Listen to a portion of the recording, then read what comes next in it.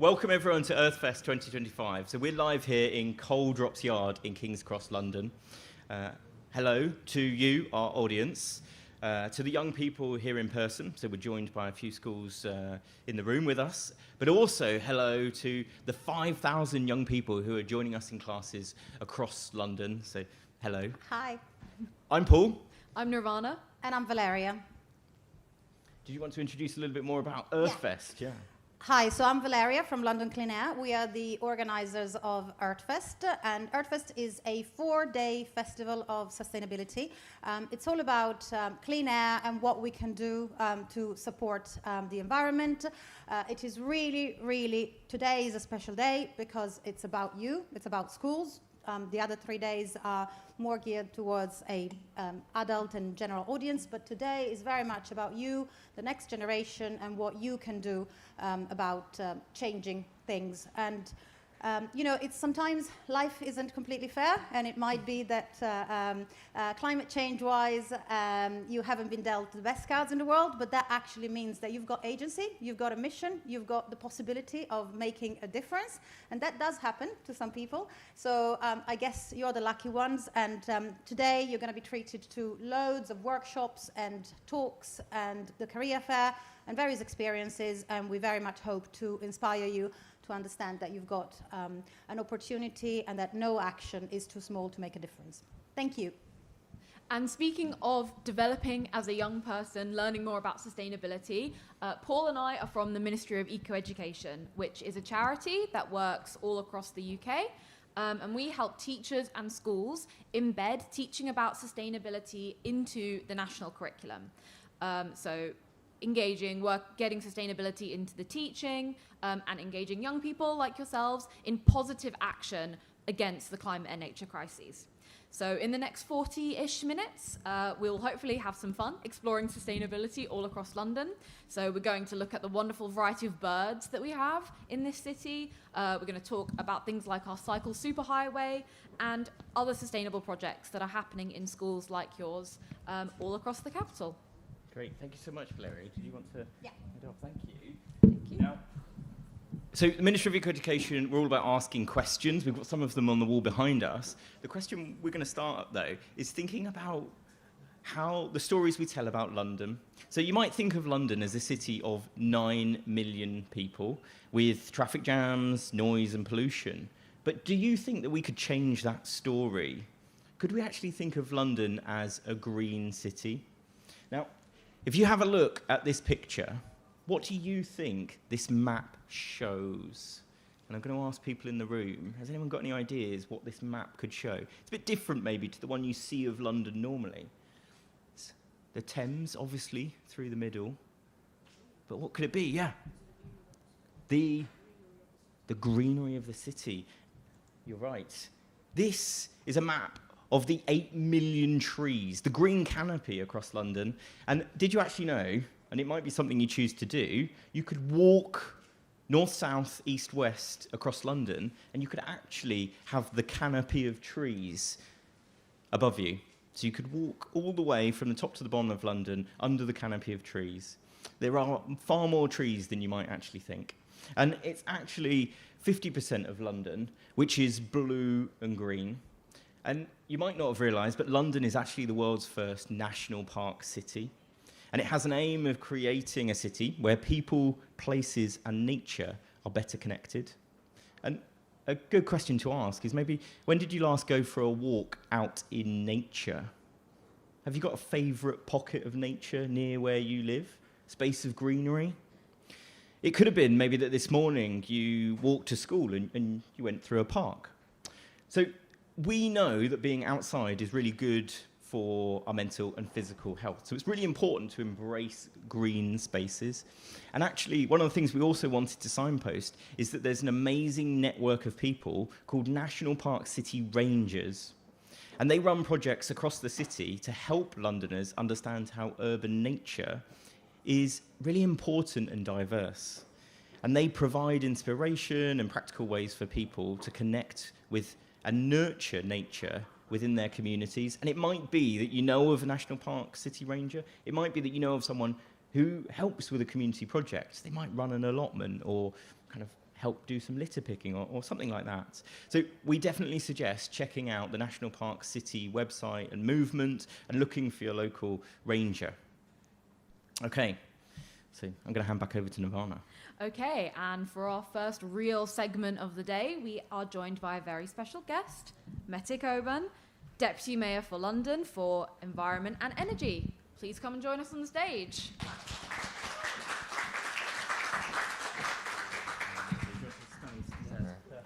Okay, thank you so much for joining us this morning. Can you tell us a bit more about your job? Yeah, morning everyone. Morning everyone. So my name is Mete. I'm the Deputy Mayor of London for Environment and Energy. I always say to everyone, I've literally got the best job, because literally my job, I always say I make no secret, I'm not a traditional environmentalist. But I very much grew to care about this issue, partly because when I was a kid, I grew up in Hackney. And Hackney's a very trendy and hipster place to live now. But when I was growing up there, it wasn't always that. Yeah, we had having an access to a garden. You know, Paul was talking about all of the green spaces. In many ways, it's a luxury for a lot of residents in London. And so I grew to care about this issue, partly because when I used to go home, I see my parents open up their energy bills. Every single year, their energy bills increase. Why? Because we're dependent on fossil fuels. And every time something happens around the world, who pays more for it? It'll be your parents who pay more money every single year. And so for me, my job, basically, is to make sure that I'm helping ease Londoners' energy bills, helping create more access to green space. So we've got 51% actually, it's not 50%. Even 50%, better. yeah. And we want to create more and more green spaces. We want to help clean our rivers. This week is London Rivers Week as well. So we create more access to swimmable sites. It's basically doing our bit for London to tackle the climate crisis. So I think it's a pretty cool job, and I'm very, very lucky to be in this job. Thank you. And we actually asked our audience to submit some questions for you today. So we've got one on the screen right here. This is the first question. Hello, I'm in year 5 and my question is, what are you doing to help schools be green? That is a great question. So what am I doing to help schools be green? So there's a number of things that we're doing to help schools be green. Number one, we started something called Greenest Schools. And you all know solar panels. Put your hand up if you know what a solar panel is. Yeah?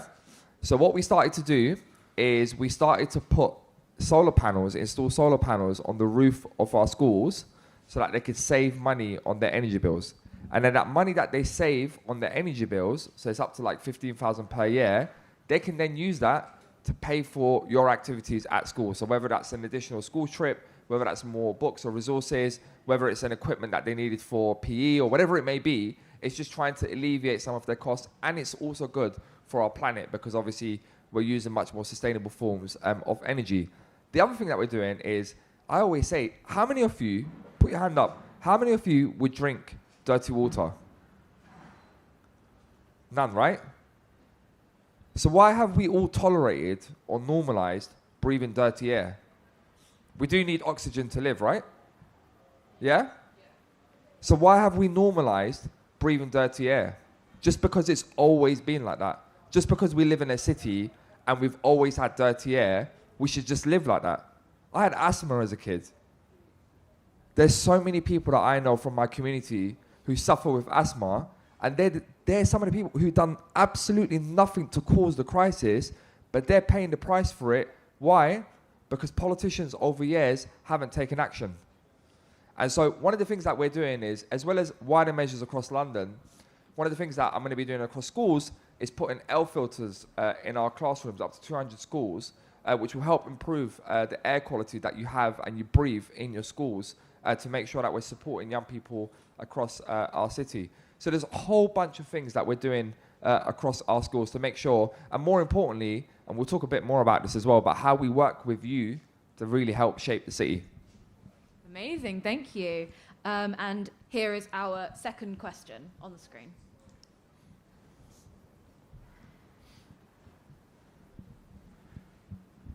The big weight. Hello, my name is Connie and I'm in year 3. My question is, what does a sustainable London look like? It's a great question. very multi-layered. So what does a sustainable London look like? I always say London shouldn't just be a place where you live to work. It shouldn't just be a place where, you know, we just happen to live here. So therefore it's like, because it's a city, we should have traffic jams, bad air quality, no access to green space because we're just working here. Actually, for a lot of people, they don't have the choice about where they live. And if they don't like where they live, they don't have the money to say, hey, I'm going to go off and rent somewhere else, or I'm going to go and buy a property somewhere else. So for me, I always say this is a big social, racial justice issue for lots of Londoners. And what is social justice? It's all about tackling inequalities, right? It's all about making sure that we're helping support people who've done the least to cause the crisis that we live in terms of the climate crisis, and to make sure that they benefit from it. Your generation, yeah, the decisions that we take today is going to affect your generation. If you think about like hot weathers, it's going to be normal to have 40-degree summers in about 10, 15, 20 years' time. Now, our buildings aren't built for that. So that means that when you're at home, it's going to be overheated, right? People are going to, like, especially elderly people, they're going to be really, really suffering with extreme heat. And so for me, what does a sustainable London look like? It looks like more green space. We're going to plant more trees across our streets to make sure that we could cool the temperatures across our streets. We're going to make sure we've got much more lower energy bills. We're going to make sure our schools are good public thriving spaces where people can really enjoy their neighborhoods, and really clean our waterways, our rivers. 41 of our rivers right now are badly polluted. All 41. And so we've got so much work to do to really make sure that London is the best place to live in the world. That's some real food for thought, thank you. And so our last question, if you could give the people in the audience here and also watching online one tip for how to make that vision of London a reality, what would it be? My one tip is, I often think people wait around for, you know why I got involved in politics? I was very young. I was 21 when I first got elected as a councillor in Hackney, and I'm the youngest ever deputy mayor when I was 32. And one of the reasons why I got involved in politics is when I was growing up, things around me in my neighborhood, on my flats, on my estates were changing so much. Loads of new housing developments, loads of new jobs, but no one ever asked me, what do you want, or ask my community about what do I want to see happen in my community. And for me, I felt really powerless. I felt really neglected. I felt unheard. And you can either sit around and wait for people like me to do things for you, or you could come to me and say, hey, Mete, what are you doing as a deputy mayor? What are you doing to make sure that I've got more access to green space? What are you doing to help support my parents around their energy bills? What are you doing to improve air quality in my neighborhood? I am here to serve you. That is my job. I get paid to serve you, right? And so the one tip that I would have for all of you is make sure when you go back to your neighborhoods, be demanding, be bold. Ask your politicians and people who represent you, what are you doing for my community? They're there to answer your questions. So make sure that you really, really take ownership of your neighborhoods. This is a place where you live, where your parents live, where your friends live, and you should have a say on the future of your neighborhood. Whoa, what a great message to leave us with. Okay, I think that deserves a clap, yeah. Thank you, Mete. And please stick around for our quiz, which is coming up next. Okay. So, you might not have realised, there's actually a really rich biodiversity of birds across London. And we're going to have a go testing your knowledge of them. So to do this, I'm going to hand over some equipment. We are going to have a go at some bird watching. Has anyone been bird watching?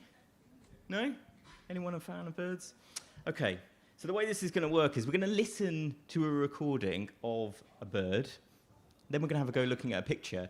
And it's up to you to see if you can decide what bird it is. So we have to listen really closely.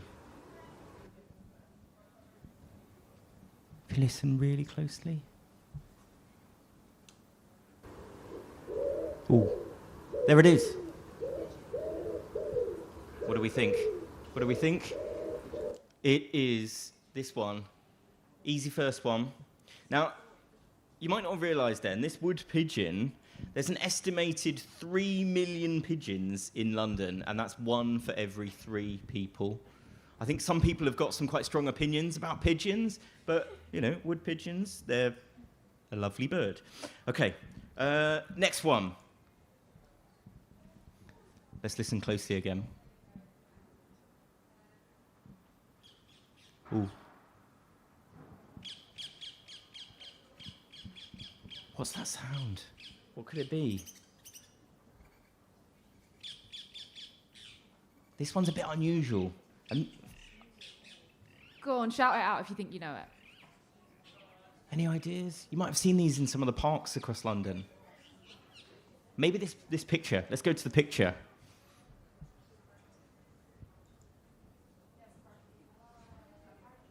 What is it? Parakeets. Yes, this is a ring-necked parakeet. And these birds are something that you wouldn't normally find in England. And most of the parakeets that you find in London actually originated in Pakistan and northern areas of India. And none of them made the journey themselves. They were helped along by people who went and captured these birds and brought them back. And they were sort of pets for people, particularly during the Victorian era. Those birds escaped and have now made their home across London. So you may well have seen these flying around and thought, why on earth are they in a park in London? Okay, this one, Mete, this one, I think, the next one, it'd be good to see if you got the pigeon. Okay, so Mete's got one. So there's 5. We'll see if we can get some more. Okay, let's listen closely.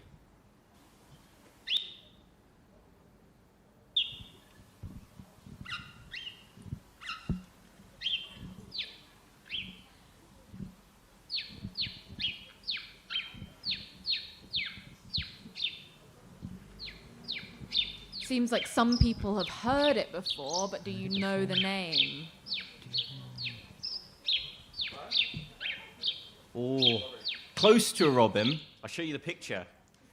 There it is. Any ideas what this one is? It's a sparrow. You've got it. You're right. So this is a house sparrow. Check out this fact about house sparrows. They are the most widespread bird in the world. Yeah? You actually find these on every continent except Antarctica. So these birds have got everywhere. Okay, next one. Oh, that's our house sparrow. Can you see it? Can you hear it? Ooh.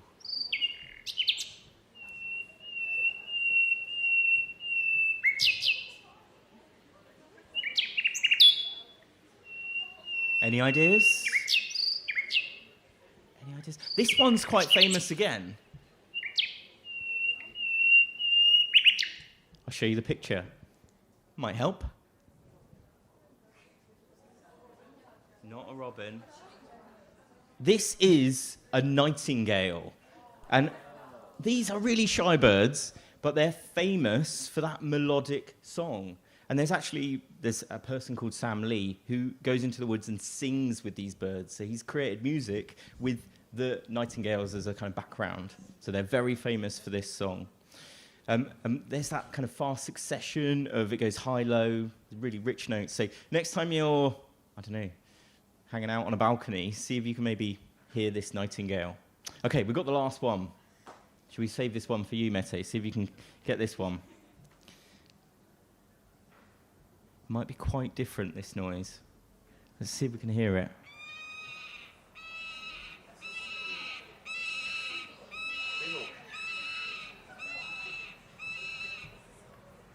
Any guesses? We've got a volunteer who's like very eagerly. What do we? Well, yeah, so the audience here in the room shouted seagull. I think Chris Packham might be offended because actually, here's the bird. Not a seagull. It's a bird of prey. This is a peregrine falcon. And it's one of the fastest animals on the planet. It reaches speeds of more than 200 miles an hour. And you might think, are there really peregrine falcons in London? There are. There's actually 40 breeding pairs, and they spend most of their time in really tall buildings. So you can see these peregrine falcons at the Tate Modern, at Battersea Power Station, and even the Houses of Parliament have got these nesting. And that really distinct call as well. It sounds like a bigger bird. They also live on tower blocks, like one that I can see from my living room window. the Trellick Tower in West London. So if there are any high rises near you, this is the kind of place that they like to nest. So there you are. There's 5 birds, and that's just a really small snapshot of some of the biodiversity that you can find across London. Real variety, from small birds to ones that sing songs, to ones that are birds of prey, and even those exotic ones as well. Okay, we're going to say thank you to Mete now. We also have beavers in London. So, after 400 years, we brought back beavers to London. Does anyone want to guess what the first beaver's name was? Justin Beaver. And then the second one was a Sigourney beaver. Yeah. And you can find them in Ealing and in Enfield. And there's talks about... And the reason why beavers are really important, by the way, for our environment is because they build dams that help support in terms of flood resilience. So they build dams because actually they're very scared of wolves. And they because the wolves are the prey. So they build all these things and they've got these iron teeth. They can chop down the trees. But what it helps with is it helps the flow of the water. So actually, and that's one of the nature-based solutions we're using in London to help support with flooding. Well, thank you. That's really good knowledge again as well there. I think we should all definitely head out over the weekend and see if we can find some of those beavers. So for the next bit, if we just grab the microphone from you, thank you so much. Nirvana, well, yeah, thank you again, sorry. For the next bit, Nirvana's been out on some adventures. She's been out visiting some of the schools across London. And what we're going to do is watch a little clip of her visiting a school in Hackney. So let's see if we can get this up. There it is.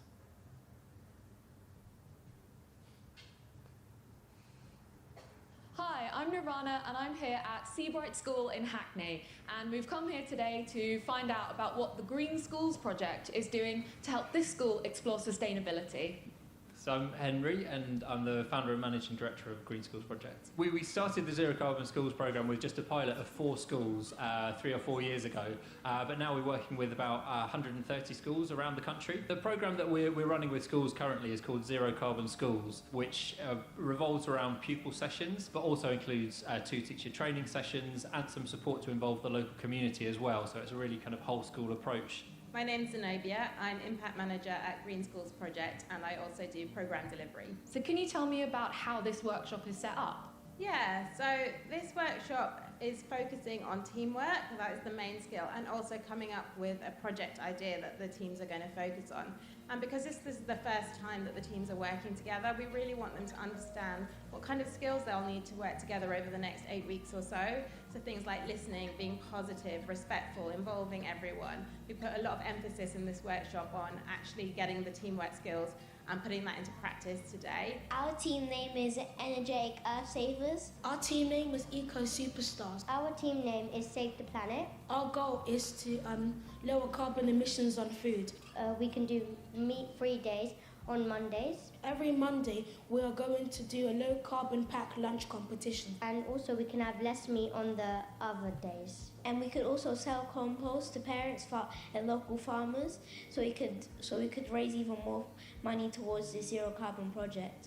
So the idea of having a Green School project here is to have some real ambassadors for green schools. So what we're hoping is the Year 5 children that have really got a drive for it, we can develop a team working alongside teachers and children to run assemblies and things like that. As we're really encouraging schools to bring this within the curriculum, I think it's important that we touch on kind of lots of areas. So skill building is one of those. So we focus on teamwork, communication, problem solving and leadership. But we also, through the programme, we touch on a variety of different subject areas as well. So there's obviously some geography and there's some science involved, but there's one session which is very maths focused where they're actually doing some calculations to work out the school's carbon footprint.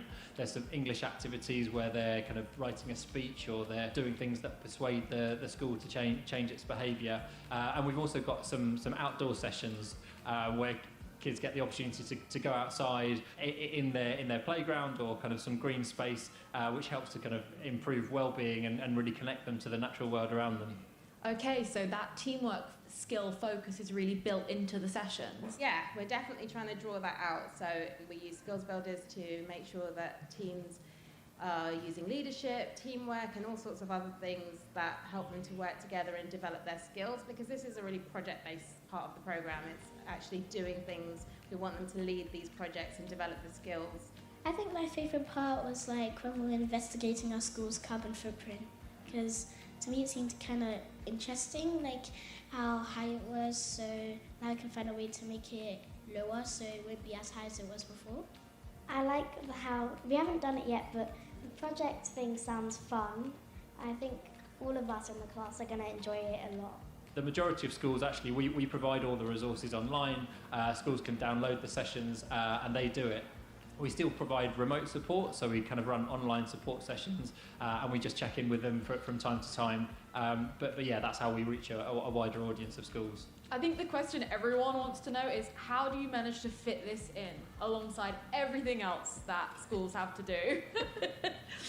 It's a challenge, but a lot of the work that we do around sustainability is part and parcel of the curriculum, so it's not an add-on, it's there for us. And how are schools able to access this? So schools basically just need to look on our website. There's the Green Schools Project website. There's a page called Zero Carbon Schools. So yeah, just visit the website, sign up, and we will get in touch if we can let schools know the next steps. Great. So we were actually sent like tens of videos and stories of what schools were getting up to. And we know that across London there's loads and loads of great things. And you probably are sat here now or in your classrooms thinking there are things like that we do as a school community. And of course, there's always more that we can do. So one of the things that we wanted to make sure is to encourage everyone to connect with the support and organisations that exist. So there's Henry there with the Green Schools Project. Mete was talking about the Greener Schools initiative, helping to fund these solar panels. There's a national initiative called Let's Go Zero, which is all about reducing carbon emissions from schools to get to net zero. We've got the Ministry of Eco-Education helping really to embed it across the curriculum and make sure that all teachers are really weaving this into what they do. There's also loads of organisations for young people to support you, and it could be, there is Teach the Future, there is SOS UK, there is all kinds of organisations helping support young people, and they're on different scales as well. It might be locally, it could be across the whole of London, it could be nationally. So what we're saying is make sure that you leave here today and connect with your network of green schools into your wider community, engaging young people and the teachers. And it's through that collective action, it's working together, that's how we truly achieve a sustainable London. We're now going to go and play a bit more of a light-hearted game. So we're going to finish with something a bit more fun. Okay, so we often get told to just recycle, recycle, recycle. Recycle your paper, recycle your boxes, recycle everything. All this stuff. But did you know that London actually has the lowest rate of recycling, or the second lowest rate, I should say. We're not the worst, but the second lowest rate of recycling in the country. So of all the items that could be recycled from households in London, only 33% actually are. So it's important to remember that when you think, oh, I'll buy that because I can just recycle it, that actually recycling is the last in the long list of R's that you should be thinking about when you're thinking about living a more sustainable life. Rethink, so rethink whether you need that thing. Refuse, reduce, reuse, repair, and then if you really have to, recycle. And actually, a lot of London's rubbish gets burned. Actually, more than 60% of it. So it goes from your household bin to an incineration plant where it is burned, and that then creates energy. And it makes you wonder, could we actually buy less stuff or use less stuff so then we have to throw less away, less gets burned, less of that sort of pollution into the atmosphere like Mete was talking about? So our final game is about what can and cannot be recycled. We are playing the recycling rummage. So I saw some gasps. or heard some gasps. You might recognize Shipwreck Rummage from the show Swashbuckle. Did any of you watch this when you were younger? Yeah, you did. So instead of gems, I'm gonna wait. Okay. So on the show, they are rummaging around to try and find gems. We are not doing that. We are rummaging around to find something which is more relevant to us right now, which is pizza boxes. This is a little mini pizza box. Okay. Hands up. Do you think pizza boxes can be recycled? Hands up if you think they can. Okay, it makes sense. Pizza boxes are made from cardboard. But if there is a single oil stain or food smear inside that pizza box, it cannot be recycled because that food stain contaminates the whole of the bag of recycling. So not only can the pizza box not be recycled, everything else in that bag cannot be recycled. So if you look at the lists on the screen, all the things that can be recycled, the paper, the card, the bottles, the jars, all of those have to be clean before you can recycle them. So, for this game, we're going to have 2 teams of 3 people. Our teams have already prepared themselves. And I would like the teams to come up onto the stage. One team over here, one team over here. Come, we're going to introduce you. Come on, Have you come? Have you come?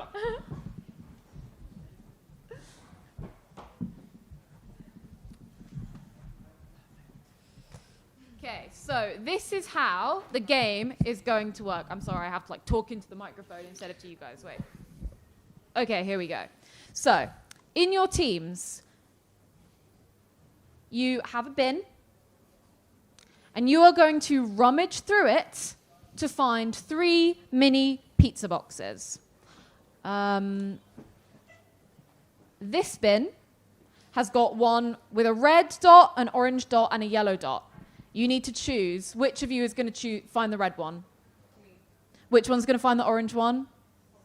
Okay, and then the yellow one. Okay, in your bin, you've got a green dot, a blue dot, and a purple dot. Who's going to find which? Green, blue, purple. Okay, so only one person can rummage in the bin at a time. You are only allowed to collect your box. So if you've decided to get the box with the red dot and you find the box with the orange dot, you have to ignore it. You have to find your box. When you get your box, you take it out, you run down the stairs, and you put it on your chair. When all 3 boxes are on the chairs, your team has completed your bin. Does that make sense? Okay, please go and retake your seats because we will make you run up and down the stairs. Are we going to have team names? We are going to have team names, and your team name is going to be one of the birds from the quiz that you found earlier. Pick a bird. So you're going to be team something. What's it going to be? Parakeet. Oh. Team parakeet. Pick another. Which one? Nightingale. Nightingale. So we've got Team Nightingale and Team Parakeet. So the teams are going to need some encouragement, both from you here and also you watching at home. So I'd like everyone to shout, Team Parakeet. And we'd like everyone to shout, Team Nightingale. Okay. So, teams, are you ready? So here, just one final demonstration. Pizza box in the bin, rummage through. Please don't throw stuff out of the bin. It makes it harder for us to clear up later. Found it, run, put it on your chair, and then the next person goes. It's a relay race. Okay. Are we ready? On your marks. Oh, yeah. Yes, it's one at a time. Okay. So go in rainbow order. So red, orange, yellow, green, blue, purple. On your marks, get set, rummage.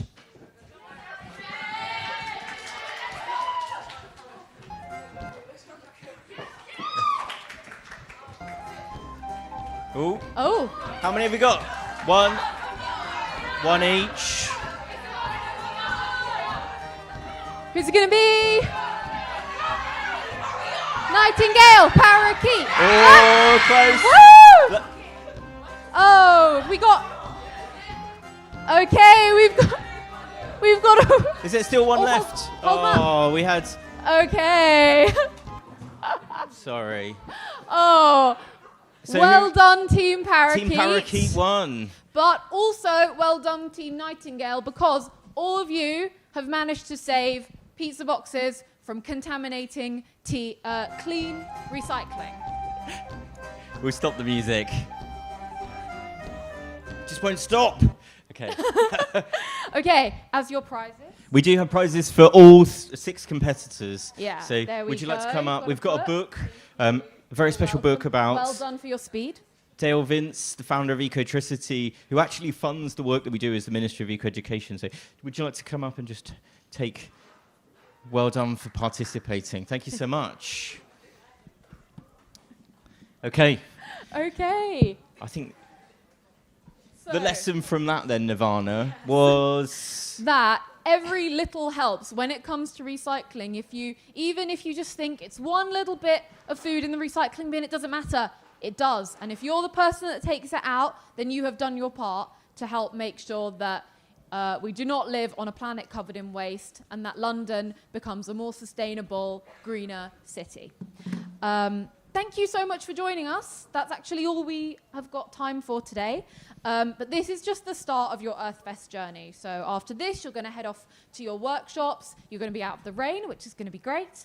And thank you so much for joining us. Yeah, and thank you also then to all the people who joined us in their classrooms across London. Hopefully, you followed along in what we were doing. My challenge, though, for everyone is to go for a walk in nature. And I'm really intrigued as to see how many of those birds that you can find yourself. So it's a bird kind of hunt is the challenge. Go explore London, the National Park City. Find out more about the National Park City concept. Find those rangers. But otherwise, yeah, thank you so much and have a good rest of the day. Bye. Thank you. Bye. So, in terms of